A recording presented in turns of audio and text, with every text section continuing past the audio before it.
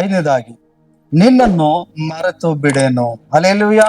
ದೇವ್ರು ಹೇಳ್ತಾನೆ, ನಾನು ನಿನ್ನನ್ನು ಮರೆತು ಬಿಡ. ಇದು ಬಹಳ ಪ್ರಾಮುಖ್ಯ. ಯಾಕಂದ್ರೆ ಇವತ್ತು ಎಲ್ಲರ ಜೀವಿತದಲ್ಲಿ ಏನಂದ್ರೆ, ದೇವ್ರು ನನ್ನ ಮರ್ತು ಬಿಟ್ಟಿದ್ದಾನೇನೋ, ದೇವ್ರು ನನ್ನ ಕೈ ಬಿಟ್ಬಿಟ್ಟಿದ್ದಾನೇನೋ, ಅದಕ್ಕೆ ಈ ಕಷ್ಟ, ಅದಕ್ಕೆ ನನ್ನ ಪ್ರಾರ್ಥನೆಗೆ ಉತ್ತರ ಬರ್ತಿಲ್ಲ, ಅದಕ್ಕೆ ಕಣ್ಣೀರು, ಅದಕ್ಕೆ ಈ ಸಾಲದಿಂದ ಹೊರಗಡೆ ಬರಕ್ ಆಗ್ತಿಲ್ಲ, ಅದಕ್ಕೆ ಎಷ್ಟೇ ಪ್ರಾರ್ಥನೆ ಮಾಡಿದ್ರಿ ರೋಗ ಗುಣ ಆಗ್ತಾ ಇಲ್ಲ, ಅದಕ್ಕೆ ತೊಂದರೆ ಮೇಲೆ ತೊಂದರೆ ಆಗ್ತೈತೆ. ಅಯ್ಯೋ, ದೇವ್ರು ನನ್ ಕ್ಷಮಿಸಿಲ್ವೇನೋ, ದೇವ್ರು ನನ್ಗೆ ಏನೋ ಒಂದು ತಪ್ಪು ಮಾಡಿದ ನನ್ನ ಜ್ಞಾಪಕದಲ್ಲಿ ಇಟ್ಕೊಂಡಿರ್ಬೋದೇನೋ, ದೇವ್ರು ನನ್ನ ಮರೆತು ಬಿಟ್ಟಿರ್ಬೋದೇನೋ. ಏಸಯ್ಯ ನಾನು ಮರ್ತಿರೋದ್ರಿಂದ ನನಗೆ ಈ ಪ್ರಾಬ್ಲಮ್ಗಳು ಇರ್ಬೋದು, ಅದಕ್ಕಾಗಿ ಸಮಸ್ಯೆ ಮೇಲೆ ಸಮಸ್ಯೆ, ಸ್ವಾಮಿ ನನ್ನ ಕೈ ಬಿಟ್ಟಿರ್ಬೋದು. ಅನೇಕರಲ್ಲಿ, ನನ್ನಲ್ಲಿ, ನಿಮ್ಮಲ್ಲಿ ಇರೋ ಪ್ರಶ್ನೆ ದೊಡ್ಡದು, ದೇವರು ಮರ್ತು ಬಿಟ್ಟಿದ್ದಾನೇನೋ ಅಂತ. ಆದ್ರೆ ಐದನೇದಾಗಿ ಆತನ ಹೇಳ್ತಾನೆ, ನಿನ್ನನ್ನು ಮರೆಯೇ. ಹಲ್ಲೆಲೂಯಾ. ನಿನ್ನನ್ನು ಮರೆತು ಬಿಡೇನು. ದೇವ್ರು ಹೇಳ್ತಿದ್ದಾನೆ, ನಾನು ನಿನ್ನನ್ನು ಮರೆತು ಬಿಡೇನು. ದೇವರು ಮನುಷ್ಯನಲ್ಲ. ಯಾಕಂದ್ರೆ ನಾವು ಮನುಷ್ಯರಿಗೆ ಇಚ್ಛೆ ಅನುಸಾರವಾಗಿ ನಡ್ಕೊಳ್ಳುವಾಗ ನಮ್ಮ ಜ್ಞಾಪಕದಲ್ಲಿ ಇರ್ತೀವಿ. ನಮ್ಮ ಇಷ್ಟ ಪ್ರಕಾರ ಯಾರು ನಡ್ಕೊಳ್ಳುವಾಗ ಜ್ಞಾಪಕದಲ್ಲಿ ಇರ್ತಾರೆ. ನಮ್ಗೆ ವಿರೋಧವಾಗಿ ಯಾರಾದ್ರೂ ಮಾತಾಡ್ತಾರೆ, ಹೋಯ್ತಾನಂದ್ರೆ ಅವ್ರ ಬಗ್ಗೆ ನಾವು ಏನ್ ಮಾಡ್ತೀವಿ, ಮರ್ತ್ ಬಿಡ್ತೀವಿ. ಅವ್ನ ಮನಸ್ಸಿಂದ ತೆಗೆದಾಕ್ಬಿಡ್ತೀವಿ, ಹೋಗ್ಲಿ ಬಿಡ, ಸವಾಸನೆ ಬೇಡ. ಆದ್ರೆ ದೇವ್ರಂಗಲ್ಲ. ಅಲ್ಲೆಲ್ಲ ದೇವರು ನಮ್ಮನ್ನ ಜ್ಞಾಪಕದಲ್ಲಿ ಇಟ್ಟುಕೊಂಡಿದ್ದಾನೆ. ದೇವ್ರು ಹೇಳ್ತಾನೆ, ನಾನು ನಿನ್ನ ಮರೆಯೇ. ದೇವ್ರೇ, ನಾನು ಕಷ್ಟದಲ್ಲಿರೋದ್ರಿಂದ, ಕಣ್ಣೀರೋದ್ರಿಂದ, ಅವಮಾನದಲ್ಲಿರೋದ್ರಿಂದ, ಶೋಧನೆ ಶ್ರಮೆಗಳು ಹೋಗ್ತಾ ಇರೋದ್ರಿಂದ, ನಾನು ಎಷ್ಟೇ ಪ್ರಾರ್ಥನೆ ಮಾಡ್ತಿದ್ರು ಈ ಸಾಲ ತಿರ್ತಿಲ್ಲ, ನಾನು ಎಷ್ಟೇ ಪ್ರಾರ್ಥನೆ ಮಾಡ್ತಿದ್ರು ಈ ರೋಗ ಹೋಗ್ತಿಲ್ಲ, ನಾನು ಎಷ್ಟೇ ಪ್ರಾರ್ಥನೆ ಮಾಡ್ತಿದ್ರು ನನ್ನ ಗಂಡ ಬದಲಾಯ್ತಿಲ್ಲ, ನನ್ನ ಹೆಂಡತಿ ಬದಲಾಯ್ತಿಲ್ಲ, ನನ್ನ ತಂದೆ ತಾಯಿ ಬದಲಾಯ್ತಿಲ್ಲ, ನಾನು ಎಷ್ಟೇ ಪ್ರಾರ್ಥನೆ ಮಾಡ್ತಿದ್ರು ದೇವ್ರೆ ನಮ್ಮ ವಿರೋಧವಾಗಿ ಅಕ್ಕಪಕ್ಕದ ಜಗಳ ಮಾಡೋರು ಬದಲಾವಣೆ ಆಗ್ತಿಲ್ಲ, ನಾನು ಎಷ್ಟೇ ಪ್ರಾರ್ಥನೆ ಮಾಡ್ತಿದ್ರು ಈ ಕುಡಿಯೋದು ಬದಲಾಗ್ತಿಲ್ಲ ಈ ವ್ಯಕ್ತಿ, ದೇವ್ರೇ ನೀನ್ ನನ್ನ ಮರ್ತು ಬಿಟ್ಟಿದ್ಯಾ. ಆದ್ರೆ ದೇವ್ರು ಹೇಳ್ತಾನೆ, ನಾನು ನಿನ್ನ ಮರೆಯಲ್ಲ. ಅದಕ್ಕೆ ಆತನ ಹೇಳ್ತಾನೆ, ಒಬ್ಬ ಎತ್ತ ತಾಯಿ ತನ್ನ ಮಲೆ ಕೂಸನ್ನ ಮರಿತಾಳ? ಎತ್ತವ್ರಿಗೆ ಹೆಗಣ ಮುದ್ದುತ್ತಾನೆ. ತಾಯಿ ಯಾವಾಗ್ಲೂ ತನ್ನ ಮಗುನ ಮರಿತಾಳ? ಒಂದು ವೇಳೆ ಮರೆತರು ಮರಿಬಹುದು. ಹೇಗೆ? ನಿಮ್ಮಂಗೆ ಈಗ ವಾಕ್ಯ ಕೇಳ್ಕೊಂಡು ಕೂತಿದ್ದೀರಿ ಎಲ್ಲಾರು ಇಲ್ಲಿ ಆಸಕ್ತಿಯಿಂದ. ನಿಮ್ ಮಕ್ಳೆಲ್ಲವ್ರಂತ ಯೋಚನೆ ಮಾಡಿದ್ದೀರಾ ಅಲ್ವಾ? ಅದಕ್ಕೆ ಸ್ವಾಮಿ ಹೇಳ್ತಾನೆ, ತಾಯಿ ಒಂದು ಗಳಿಗೆ ಆದ್ರೂ, ಒಂದು ಸ್ವಲ್ಪ ಹೊತ್ತಾದ್ರೂ ತನ್ನ ಮಗುನ ಮರೆತರು ಮರಿಬಹುದು ಒಂದು ವೇಳೆ, ಆದ್ರೆ ಒಂದು ಗಳಿಗೆನೂ ಮರೆಯಲ್ವಂತೆ ನಿನ್ನನ್ನು ನನ್ನ ದೇವರು. ಹಲ್ಲೆಲೂಯಾ.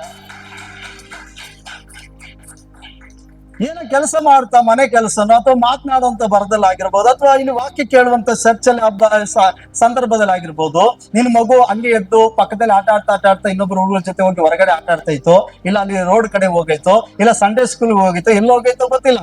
ಆದ್ರೆ ನೀನು ವಾಕ್ಯ ಕೇಳುವಂತ ದೃಷ್ಟಿಯಲ್ಲಿ, ನೀನು ಅಂತ ಏನಂತ ನೀವು ಆರಾಧನೆ ಮಾಡುವಂತ ದೃಷ್ಟಿಯಲ್ಲಿ ಕೆಲವು ಸಾರಿ ನೀವು ನಿಮ್ಮ ಎತ್ತಂತ ಮಕ್ಕಳನ್ನು ನೀವು ಮರಿಬಹುದು. ಇಲ್ಲ ಆಟ ಆಡ್ತಾ ಇರ್ಬೋದು ಬಿಡು ಅಂತ ಹೇಳಿ ಒಂದು ವೇಳೆ ಆ ಮಕ್ಕಳ ಕಡೆ ಲಕ್ಷ್ಯ ಇಲ್ಲದೆ ಮರಿಬಹುದು. ಆ ಕ್ಷಣನೂ ಕೂಡ ದೇವರು ಮರೆಯಲ್ವಂತೆ ನಿನ್ನನ್ನ. ಅದಕ್ಕೆ ಹೇಳ್ತಾನೆ, ಜೀವ ನಗರಿ ಆದ್ರೂ ಏನಂತೆ, ದೇವರು ಯೆಹೋವನನ್ನು ಕೈ ಬಿಟ್ಟಿದ್ದಾನೆ, ಕರ್ತನನ್ನು ಮರೆತಿದ್ದಾನಲ್ಲ ಅಂದುಕೊಂಡಳು. ಆದ್ರೆ ಒಬ್ಬ ಹೆಂಗಸು ತಾನ ಎತ್ತಂತ ಮಗುವಿನ ಮೇಲೆ ಒಂದು ವೇಳೆ ಮರ್ತಾಳು. ನಾನಾದ್ರೂ ಆ ಗಳಿಗೆ, ಆ ಸಮಯನು ಕೂಡ ನಿನ್ನನ್ನ ಮರೆಯಲ್ಲ. ಹಾಗಾದ್ರೆ ಹೇಳ್ಬೋದು, ದೇವ್ರೆ ಹಾಗಾದ್ರೆ ನೀನು ಮರ್ತಿಲ್ಲ ಅನ್ನೋದಾದ್ರೆ ಯಾಕಪ್ಪ ನನ್ನ ಪ್ರಾರ್ಥನೆಗೆ ಉತ್ತರ ಬರ್ತಿಲ್ಲ, ಯಾಕಪ್ಪ ನಾನು ಇನ್ನೂ ಕಣ್ಣೀರಲ್ಲಿ ಇದ್ದೀನಿ, ಯಾಕಪ್ಪ ಇನ್ನೂ ಕಷ್ಟದಲ್ಲಿ ಇದ್ದೀನಿ, ಯಾಕಪ್ಪ ಅಂದ್ರೆ ದೇವ್ರಂತಾನೆ, ಎಲ್ಲದಕ್ಕೂ ನಾನು ಒಂದು ಸಮಯವನ್ನ ಇಟ್ಟಿದ್ದೀನಿ. ನಿನ್ನ ವಿಶ್ವಾಸನ ಕಾಪಾಡ್ಕೊ, ನೀನ್ ತಾಳ್ಮೆಯಿಂದ ಇರು, ನಿನ್ನ ಭಕ್ತಿ, ನಿನ್ನ ಪರಿಶೋಧನೆ ಆಗ್ತೈತೆ, ಈ ಪರೀಕ್ಷೆಯಲ್ಲಿ ನೀನು ಪಾಸ್ ಆಗು. ನಿನ್ನ ಭಕ್ತಿಯಲ್ಲಿ ಖಂಡಿತವಾಗಿ ನೀನು ಕಳ್ಕೊಂಡಿದ್ದಕ್ಕೆ ಯೋಬನಂತೆ ನಾನು 2ರಷ್ಟು ನಿನ್ಗೆ ಹಿಂತಿರುಗಿಸಿ ಕೊಡ್ತೀನಿ. ನೀವತ್ತು ಏನೇನೆಲ್ಲ ಕಳ್ಕೊಳ್ತಿದ್ಯೋ, ಏನೆಲ್ಲ ನಷ್ಟ ಪಡ್ತಿದ್ಯೋ, ಏನೆಲ್ಲ ಅವಮಾನಿಸಲ್ಪಡ್ತಿದ್ಯೋ, ಅದೆಲ್ಲವೂ ನನ್ನ ಮೇಲಿಗಾಗಿ ಅಂತ ಹೇಳಿ ತಾಳ್ಮೆಯಿಂದಿರು. ಒಂದ್ ದಿನ ಬರ್ತದೆ, ಖಂಡಿತ ನಾನು ನಿನ್ನ ಕಣ್ಣೀರನ್ನು ನಾಟ್ಯವಾಗಿ ಬದಲಾಯಿಸ್ತೀನಿ. ಯಾಕಂದ್ರೆ ದೇವ್ರು ಹೇಳ್ತಾನೆ, ನಾನು ನಿನ್ನನ್ನ ಮರೆಯೇ. ಹಲ್ಲೆಲೂಯಾ. ನೋಡಿ, ದೇವ್ರು ಹೇಳ್ತಾನೆ, ನೀನು ಎಲ್ಲಾ ಸ್ಥಳದಲ್ಲೂ ದೇವರಿಗೆ ನೆನಪಿಗೆ ಬರ್ತಿ. ಆಗ ದೇವ್ರಂತಾನೆ, ಅಯ್ಯೋ ನನ್ನ ಮಗಳು ನೆನಪಿಗೆ ಬರುವಾಗ್ಲೆಲ್ಲ ಆಕೆಗೋಸ್ಕರ ನಾನು ಆಕೆನ ಕರುಣಿಸ್ಬೇಕು, ಆತನನ್ನು ಕರುಣಿಸ್ಬೇಕು, ಅವ್ರಿಗೆ ಅದ್ಭುತ ಮಾಡ್ಬೇಕಂತ ನನ್ನ ಕರುಳು ಮರುತ್ತದಲ್ಲ ಅಂತ ಹೇಳ್ತದೆ. ಹಲ್ಲೆಲೂಯಾ.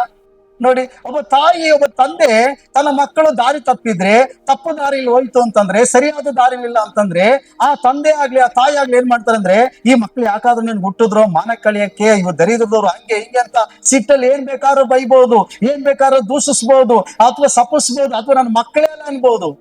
ಸ್ವಲ್ಪ ಹೊತ್ತಾದ್ಮೇಲೆ ತಾಯಿ ತನ್ನ ಮಗನಿಗಾಗಿ, ಮಗ ಕೆಟ್ಟವನೋ, ಕುಡುಕನೋ, ದಾರಿ ತಪ್ಪಿದವನೋ, ಅಥವಾ ಕೆಟ್ಟ ಮಾರ್ಗದಲ್ಲಿ ಹೋದವನೋ, ಅವಮಾನ ಪಡಿಸೋನು, ಮನೆತನಕ್ಕೆ ಕೆಟ್ಟ ಕಳಂಕ ತಂದವನೋ, ಆಗ ಸಿಟ್ಟಲ್ಲಿ ಏನಾರು ಅನ್ಬೋದು. ಮನಸ್ಸನ್ನ ತಾಯಿ ಗಟ್ಟಿಯಾಗಿ ಇಟ್ಕೋಬಹುದು, ತನ್ನ ಮಗನಿಗಾಗಿ ಮಗಳಿಗಾಗಿ ಮನಸ್ಸನ್ನ ಗಟ್ಟಿ ಮಾಡ್ಕೋಬಹುದು. ಆದ್ರೆ ಕರುಳು ಗಟ್ಟಿ ಮಾಡ್ಕೊಳಕ್ ಆಗಲ್ಲ. ಏನ್ ಮಾಡ್ಕೊಳಕ್ಕಾಗಲ್ಲ? ಕರಳು ಗಟ್ಟಿ ಮಾಡ್ಕೊಳಕ್ಕಾಗಲ್ಲ. ಯಾಕಂದ್ರೆ ಅದು ವಾತ್ಸಲ್ಯ ಕರಳು ಅಲ್ವಾ. ಕೆಲವರು ಅಂತಾರೆ ಏನಂದ್ರೆ, ಕಲ್ ಹೃದಯ ಬಡವ ನಿಂದು, ನಿನ್ ಮಗಳಲ್ವಾ, ಏನಾಯ್ತು ಕ್ಷಮಿಸ್ಬೇಕಲ್ವಾ? ಇಲ್ಲ, ನನ್ನ ಮನಸ್ಸು ಕಲ್ಲಾಗ್ಬಿಟ್ಟೈತೆ ಹಂಗಂತಾರೆ. ಆದ್ರೆ ಮನಸ್ಸು ಕಲ್ಲಾಗಿರ್ತದೆ, ಕರುಳು ಮಾತ್ರ ಕಲ್ಲಾಗಲ್ಲ. ಯಾಕಂದ್ರೆ ಎತ್ತ ಕರುಳು ಅದು ಅಲ್ವಾ, ವಾತ್ಸಲ್ಯ. ಅದಕ್ಕೆ ದೇವ್ರು ಹೇಳ್ತಾನೆ, ಎಫ್ರಾಯಿಮ್ ಪ್ರಿಯ ಪುತ್ರನು ಏನು, ಅವನ ಹೆಸರೆತ್ತಿದಾಗಲೆಲ್ಲ ನನಗೆ ಜ್ಞಾಪಕಕ್ಕೆ ಬರ್ತಾನೆ, ಇದರಿಂದ ಅವನ ಕರುಣಿಸುವನು, ಅವನಿಗಾಗಿ ನನ್ನ ಕರುಳು ಮರೆತದಿಲ್ಲ ಅಂತ ಹೇಳ್ತದೆ. ಹಾಗಾದ್ರೆ ದೇವರು ಯಾವ ಸಮಯಗಳಲ್ಲಿ ನಿನ್ನ ಜ್ಞಾಪಿಸಿಕೊಳ್ತಾನೆ, ನಾವು ಆತನ ಜ್ಞಾಪಕಕ್ಕೆ ಎಲ್ಲಾ ಸಮಯದಲ್ಲೂ ಬರ್ತೀವಿ. ಆಗ ದೇವರು ಏನ್ ಮಾಡ್ತಾನೆ, ನಿನ್ ಕಷ್ಟ, ನಿನ್ ಕಣ್ಣೀರು, ನಿನ್ ಹೋರಾಟ, ನಿನ್ನ ಸಮಸ್ಯೆಗಳು ನೋಡಿತೇನೆ, ನಿನಗಾಗಿ, ನಿನ್ ಕುಟುಂಬಕ್ಕಾಗಿ ಅವನ ಕರುಳು ಮರೆತದಂತೆ. ಅಯ್ಯಯ್ಯೋ, ಏನಾರ ಮಾಡ್ಬೇಕಲ್ಲ, ಅಯ್ಯೋ ಏನಾರ ನನ್ನ ಮಗನಿಗೆ ಮಾಡ್ಬೇಕಲ್ಲ, ಅವ್ರಿಗೆ ಏನಾದ್ರೂ ಒಂದು ಕರುಣೆ ತೋರ್ಲೇಬೇಕಲ್ಲ, ಏನೋ ಒಂದು ಬಾಗಿಲು ತೆರೀಲೇಬೇಕಲ್ಲ, ಒಂದು ಅದ್ಭುತ ಮಾಡಬೇಕು. ಆತನ ಕರುಳು ಮರಗ್ತದಂತೆ. ಹಲ್ಲೆಲೂಯಾ. ಕೆಲವು ತಾಯಿಂದಿರು ನೋಡಿ ಏನಂತಂದ್ರೆ, ಅವಳು ನನ್ನ ಮಗಳೇ ಅಲ್ಲ, ನನ್ನ ಮಾನ ಮರ್ಯಾದೆ ಕಳ್ದ್ಬಿಟ್ಟು ಹೋಗಿದ್ದಾಳೆ, ಅದು ಯಾವನ ಜೊತೆ ಪ್ರೀತಿ ಪ್ರೇಮ ಅನ್ಕೊಂಡಿರ್ತೇನೆ, ಓಡೋಗ್ಬಿಟ್ಲು ಅವಳು, ಹಂಗೆ ಹಿಂಗೆ, ಅವಳು ಬಂದ್ರೆ ಮನೆ ಬಾಗಿಲಿಗೆ ಸೇರ್ಸಲ್ಲ, ಅವಳಿಗೆ ಪಾಲಿಗೆ ನನ್ನ ಪಾಲಿಗೆ ಸತ್ತೋಯ್ತು, ಹಂಗೆ ಹಿಂಗೆ ಅಂತ ಹೇಳ್ತಾರೆ. ಒಂದ್ 6 ತಿಂಗಳು ವರ್ಷ ಆದ್ಮೇಲೆ ಏನೋ ಕೇಳಿರ್ತಾರೆ ಒಳ್ಳೆ ಸುದ್ದಿ, ಅವಾಗ ಗೊತ್ತಿಲ್ದಂಗೆ ಇನ್ನೊಂದು ಬಾಗ್ಲಲ್ಲಿ ಕಳಿಸ್ತಾ ಇರ್ತಾರೆ ಎಲ್ಲ. ಇರ್ಲಿ ಬಿಡುವ, ಯಾಕೆ ಗಂಡನಿಗೆ ಗೊತ್ತಿರಕ್ಕಿಲ್ಲ, ಏನೇನ್ ಬೇಕು ಎಲ್ಲ ಒರೆಸ್ತಾ ಇರ್ತಾಳೆ ಮಗಳಿಗೆ. ಯಾಕೆ? ಆ ತಾಯಿಗೆ ಕರಳು, ಹಲ್ಲೆಲೂಯಾ, ಆ ವಾತ್ಸಲ್ಯದ ಕರಳು, ಅದು ಬಿಗಿಯಾಗಿ ಹಿಡಿಯಕ್ ಆಗಲ್ಲ. ಹೌದಾ? ಹಿಡಿಯಕ್ ಆಗ್ತದ? ಆಗಲ್ಲ. ಹಾಗಾದ್ರೆ ಒಬ್ಬ ತಾಯಿ ತನ್ನ ಮಗುವಿನ ಮೇಲೆ ತಪ್ಪು ಮಾಡಿದವನು, ದಾರಿ ತಪ್ಪಿದವನು, ಕುಡ್ಕನ್ನು ಅಥವಾ ತನ್ನ ಮಗಳು ಅವಮಾನ ಪಡಿಸಿದ್ಲು, ಆದ್ರೂ ಕೂಡ ಆ ಕರುಳು ಮಕ್ಕಳಿಗೋಸ್ಕರ ಮರಗ್ತದೆ ಅನ್ನೋದಾದ್ರೆ, ನೀನ್ ದಾರಿ ತಪ್ಪಿರ್ಬೋದು, ಬಲಹೀನತೆಯಲ್ಲಿ ಇರಬಹುದು, ದೇವರ ಚಿತ್ತಾನುಸಾರವಾಗಿ ಇಲ್ಲದೆ ಇರಬಹುದು ಒಂದು ವೇಳೆ, ಆದ್ರೆ ದೇವರು ನಿನ್ನ ನೋಡುವಾಗ ಆತನ ಕರುಳು ನಿನಗಾಗಿ ನನಗಾಗಿ ಮರಗ್ತದೆ. ನಾನಲ್ವಾ ರಕ್ತ ಕೊಟ್ಟು ಕೊಂಡ್ಕೊಂಡಿರೋದು, ಅಯ್ಯೋ ನನ್ನ ಮಗಳಲ್ವಾ, ನನ್ನ ಮಗನಲ್ವಾ, ಆಕೆ ಸರಿಪಡಿಸ್ಬೇಕು, ಆ ಕುಟುಂಬನ ಆತನ ಕರುಳು ಮರಗ್ತದಂತೆ ಪ್ರೇರೆ.